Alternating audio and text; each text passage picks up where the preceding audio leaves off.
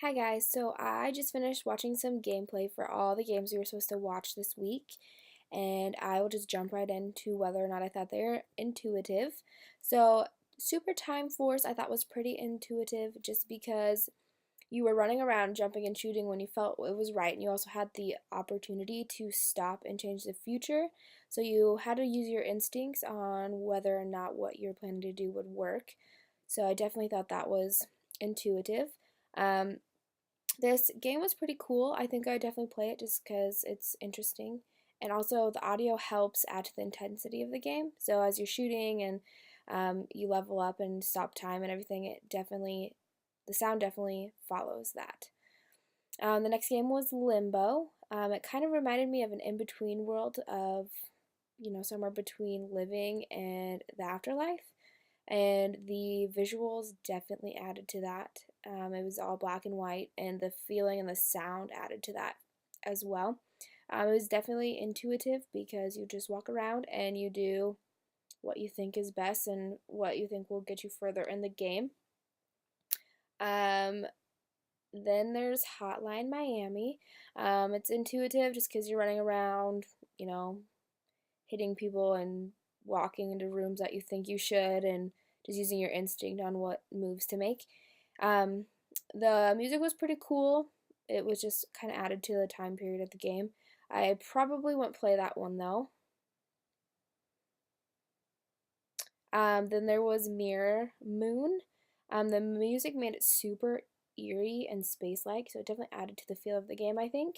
It wasn't very intuitive just because you didn't really know what was going on right away, and you just had to sit there and think about it. It was more kind of like a brain game, and I don't think that I would play that one. And then 140, I thought this was pretty intuitive just because, once again, you're going through the game, you have to figure out which places to touch and when to jump. The sound was really awesome and it added to the game because it let you know what was a good move and what was a bad move. I would definitely play this game because it seems really interesting and I think it'd be fun to figure out.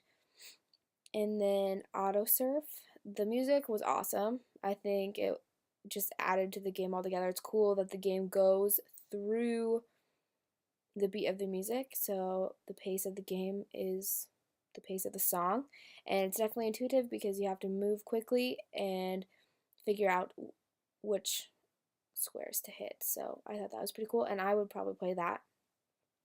So comparing to the titles from assignment 6, 30-second hero was intuitive just because you have to go around and beat the time limit and you have to figure out what you're trying to do, so you have to use your instincts to get through the game.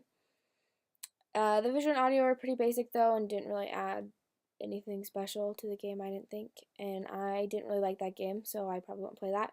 Anti-Chamber was more of a brain game, so not very intuitive, kind of like the Mirror Moon game.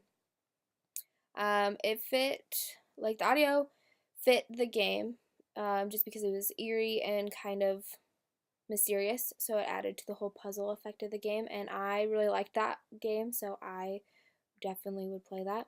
And then the Potato Man game is intuitive just because you're running through and jumping and you're just running through the levels, kind of like 30-minute or 30-second hero.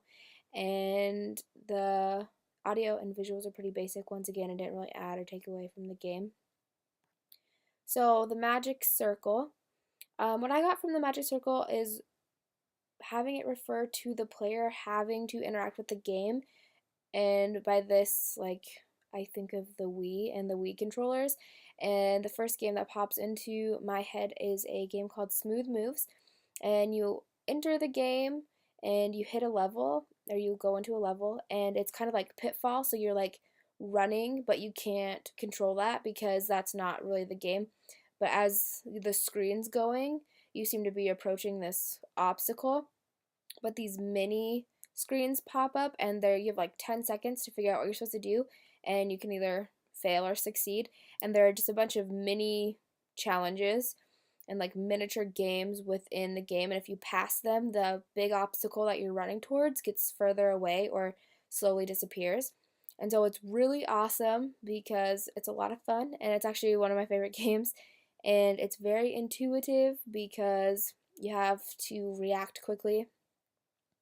Um, I just think that it kind of fits the magic circle because you have to, like, the game presents a challenge, you have to respond quickly and figure out the challenge, and then the game gives you a response to that, and then if you succeed, you get another challenge, and so it's a constant circle.